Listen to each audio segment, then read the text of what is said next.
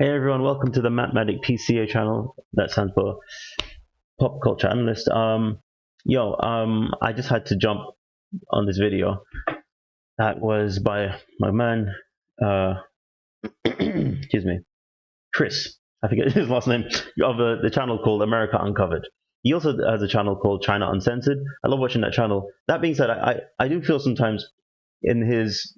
By the way, this guy's a political pundit who talks about issues in China and America. In this particular case, America, but his specialty is China. Now, I do feel sometimes he leans a bit left in his interest in his attempt to be quite centrist, but maybe that's just my bias. But I'm all into a variety of perspectives.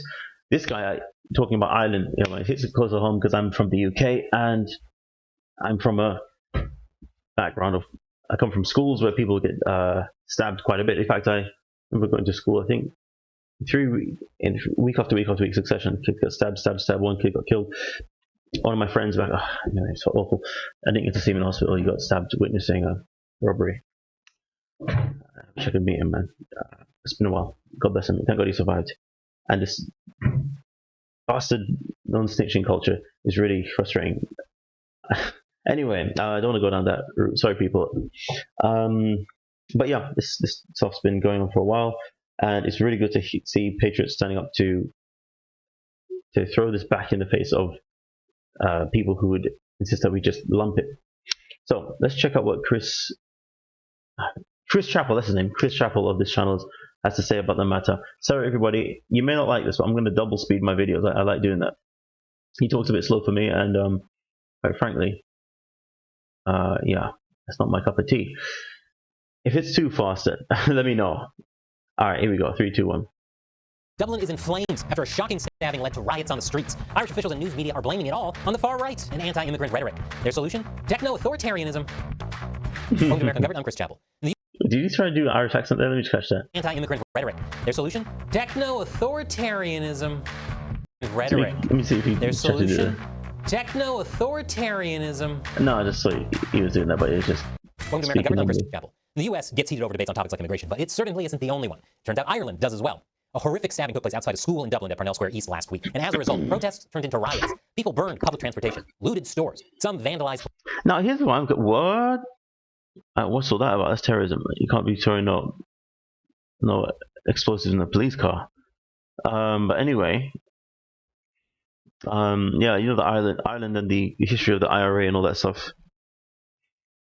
I mean, it's really nuts, isn't it?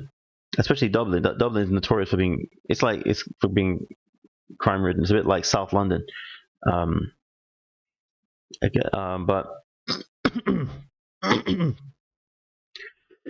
people love to, this is one thing I would like to say about this narrative that's been pushed out right now. With all the stuff we're noticing about BLM and Derek Chauvin being shown to have not killed George Floyd and all that stuff. A lot of what's being put out there right now is designed to provoke a response, or not to even provoke a response, to stimulate a response. And if people and this is, it's like we're being shepherded by sheepdogs. Some violent action happens from some set of people. Everyone thinks, oh, it's awful. Then some people claiming to just be citizens, just expressing their disdain for the system, do terroristic acts. Tearing down your own city is stupid. You're not a patriot if you're doing that. But as we know, like MAGA, we don't do that. That shows that you're a false flagger, deep stater. So these people come up in their get up saying that we're doing this because we're protesting injustice. So let's burn down our own cities. Why don't you? Now again, it's not, you don't say you have to attack the cops. No, you don't have to attack cops, for God's sake. Anyway, bloody hell. I'm saying that what the hell's going on here looks like a false flag psyop that's going to be used to try and get the cops to become even more authoritarian in retaliation. All the while, the people who did nothing in the process are just finding their rights being stripped away by these activities. It's so typical. But anyway, we just got to call it out. Police cars by catching them on fire or smashing them, and they clashed with the police. That's Many were seen nonsense. throwing objects and shooting fireworks at riot police. That's nonsense. There's nothing patriotic about that, which Conor McGregor, of course, just refutes.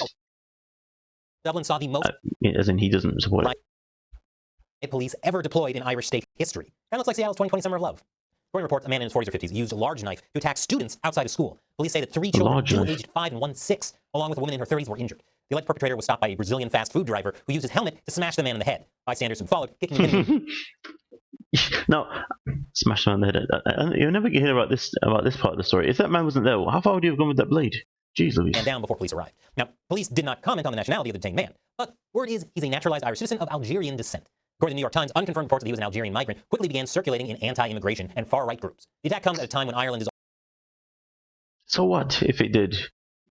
Deal with the matter at hand and take care of and detain these people who shouldn't even be in the country anyway. And I'm sure that's not the case either. I mean, as I say, it doesn't reflect the sentiment of the people necessarily, but just because something that is, I mean, again, when something is so populist and it's still being called far right, it means that whoever's calling it far right, as Tim Pool would put it, is actually simply far left, and the person is not far right after all. But again, what's going on here? Already dealing with several immigration issues. There's already been mounting tensions over Ireland's accommodation of migrants. According to Fox News, Ireland has seen an unprecedented spike in illegal migrants and asylum seekers over the last number of years, a large portion of whom have been put into temporary accommodation by the state and given welfare. It comes as the nation faces a chronic housing shortage, along with a spiraling homeless crisis and cost of living crisis. These things help fuel sentiment that Ireland is full and that Irish politicians are deaf towards the needs of everyday Irish citizens. Recent high-profile crimes committed, as Scotty Cracker would say, trying to upend Western civilization, by immigrants only added to the problem. Last month, a man of Iraqi descent, not the immigrants necessarily, I'm sure they're pawns, but so-called powers that be, the governments of these countries too, just sit back and let them have their fun. Alright. Was jailed for life after murdering 2 gay men in Ireland.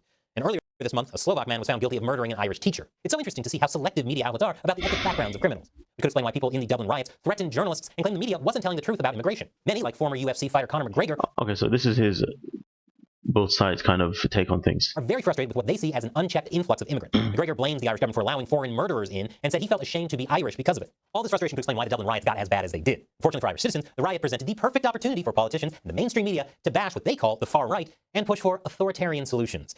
More on that after the break. Oh man, what's happening to these commercials? Get out of my face. Sorry, people. Come on. Anger against what some see as out-of-control migration exploded into riots after the knife attack on children last week in Dublin. And some Irish officials blamed the riots not on the guy who stabbed children, but on the far right. We have a complete lunatic hooligan faction driven by far-right ideology. Minister for Justice Alan McKenty likewise said that those involved were using the knife. Here's the thing. When people say back the blue, and then you get the cops acting like this,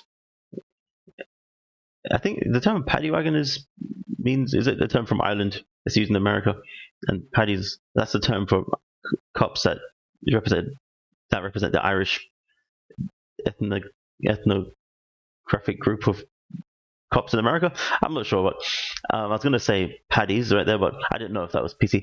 You know, who cares? God bless it. Call me what you want in the comments in response. You Nigel MatMadik. Anyway, all I'm trying to say is when you got cops like this, cops holding people down, breaking into the house for over hate speech. In other words, nothing, free speech, over not putting a mask on in a stadium, over all this stuff, and you back the blue. It makes you realize it's not about backing the blue; it's about backing the principle. And this is why people in America have the Second Amendment right, the Second Amendment rights, and the First Amendment rights. It's because anyone could put on a costume and call themselves a cop or whatnot, a public servant, and they can go against the Constitution, go against your rights and your interests, and say that they have authority because they have a costume on. Therefore, when that's happening, it's up to you to defend yourself. This is why America is the way it is. You need this. Anyway, let's keep going. Come on. To wreak havoc and sow division, and were nothing more than criminals and thugs. She warned that a thuggish and manipulative element must not be allowed to use an appalling tragedy to wreak havoc. The Irish president himself, Michael Higgins, said that the knife attack would be used or abused by groups with an agenda that attacks the principle of social inclusion is reprehensible and deserves condemnation by all those who believe in the rule of law and democracy. Mainstream media outlets gobbled up these comments like turkey at Thanksgiving dinner. They absolutely love stoking fears of the far right whenever they can. In covering the Dublin riots, the mainstream media highlighted the protesters were far right and anti-immigrant. Fox News was quick to point out how anti-foreigner tensions have been fanned by online influencers such as... It's like what Tucker Carlson would say. A woman can call the police and say, help. A white woman can call the police and say, help, somebody's breaking into my home. And the police can say, shut up, racist. Click. And you're like, huh?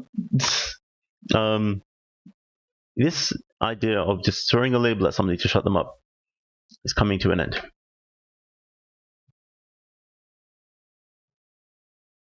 So, sorry, people. Computer slow as hell. Conor McGregor. It points to tweets from McGregor, like when he said Ireland was at war the night before the riots. In the aftermath, McGregor tweeted that there is grave danger among us in Ireland that should never be here in the first place and demanded change. Judging by how Vice News showed Conor McGregor's tweets, you might think he's all for violence and against immigration in Ireland. But that's not right. McGregor has said that he doesn't condone the riots, attacks on first responders, or looting. Additionally, he said that his criticism against Ireland's immigration policies should not be mistaken as an attack on many hardworking, honest families who migrate to Ireland and contribute. What McGregor wants is a functional border policy that welcomes people without burdening average citizens. What he complains about is how Ireland has overstretched itself welcoming immigrants who don't contribute to society or, worse yet, bring harm to others. Now that seems completely fair and reasonable for him and others to want. And yet the mainstream media and progressive politicians all too often assume that if you raise concerns about migrants being let in and criticize immigration policies, that you're either far right or you're anti-immigrant. They'll oftentimes say things because they want you to stand down and take it up the you know where. No, we say. We have the power, not you. Anyway. like, we're a country of migrants, or we welcome those fleeing from harsh environments in response to complaints. But there are genuine negative consequences to unrestrained and uncontrolled immigration. Sweden, once proud of its tradition of welcoming migrants and refugees, has had to face the tough reality that managing such a large number has become too much to handle. As a result, they're not nearly... I'm sure this is a big reverse psychology psyop happening on society to help them to wake up and to resume self-accountability or surrender entirely to tyranny. As welcoming as they once were. The same goes for other countries like Denmark, who are shooting for 0 asylum seekers. This in turn has led to the quote-unquote far-right winning Europe's immigration debate by having more countries on board with stricter border policies. And no, I'm not being far-right for pointing all this out. Even progressive sanctuary cities in the US, like New York City, are so overwhelmed that they're willing to pay to fly migrants out of their state or even out of the country. As it turns out, it's a lot easier to claim that you're caring and welcoming until you actually have to bear the costs for doing so. Using labels like far-right and anti-immigrant really don't help provide any nuance. In fact, one has to wonder if people even know what far-right and anti-immigrant even mean anymore. You can be pro-immigrant and still want a functional immigration system with some restraints. But who cares about nuance when you can use a good crisis for a power grab, which is exactly what Irish politicians are doing. In response to the riots, the Irish Prime Minister said the Irish government would accelerate the passage of 2 already proposed pieces of legislation. The first would introduce facial recognition technology for police, now expanded to include acts of riots and violent disorder. The second one is even scarier. It's called the Criminal Justice Bill. It empowers the police to prosecute so-called online promoters of hate. The new law will introduce specific legislation to tackle hate crimes, which it considers intentional or reckless communication and behavior that is likely to incite violence or hatred, establishing penalties of up to 5 years in prison. This reminds me of that King of the Hill episode. Hate that burns down our church. Hates that makes a little boy want to stop eating. Bobby Hill, would you come to the mic, please? Oh gosh, hate. This is hilarious. Anyway, this silliness is going to come to an end, I'm sure. Incitement to hatred. This updates Ireland's existing... As the Hutchins would say, how are you going to legislate hate out of somebody's heart? 9 hate speech law, which is already vague enough. That law makes it an offense to communicate threatening, abusive, or insulting material that is likely to stir up hatred. It doesn't even have to be hateful, just that it's likely to stir up hatred, based on the government's discretion of what it considers hateful. The 1989 law at least made it possible for people to defend themselves by claiming they had no intent of spreading hatred. The new law changes this, making one liable for a hate crime even if they did claim they did not intend it. For Irish officials, it isn't enough to just dismiss the intent of spreading hate. The new law also makes preparing or possessing materials likely to incite violence or hatred an offense. If you're determined to be in possession of hateful materials not intended for personal use, you're presumed guilty. God. This just screams Orwellian totalitarianism. Because if you know how governments work, you know that the power to criminalize what authorities consider hate can be easily abused. To no one's surprise, politicians, even Irish ones, really don't mind this. According to the Irish Prime Minister, I think it's now very obvious to anyone who might have doubted us that our incitement to hatred legislation is just not up to date. It's not up to date for the social media age. And we need that legislation through within a matter of weeks. And I'm sure the power they use to go after so-called promoters of hate will never, ever be abused. And here's a video I want you to check out. It's about how American sanctuary cities are struggling with a mass influx of illegal immigrants. And while you're at it, smash that orange button to support America Uncovered on Patreon. Don't worry, that doesn't count as vandalism. Once again, I'm Chris Chappell. You're watching America Uncovered. Guys, this is a world issue right now, and I'm sorry to have to leave this right here. Hopefully you caught my comments that I dropped through the video, but let me know what you think in the comments yourself, and we'll catch you next time on the MatMadik PCA Pop Culture Analyst channel. I remember politics is downstream of culture, so keep our head in the swivel and keep up to date. Catch you next time. Peace.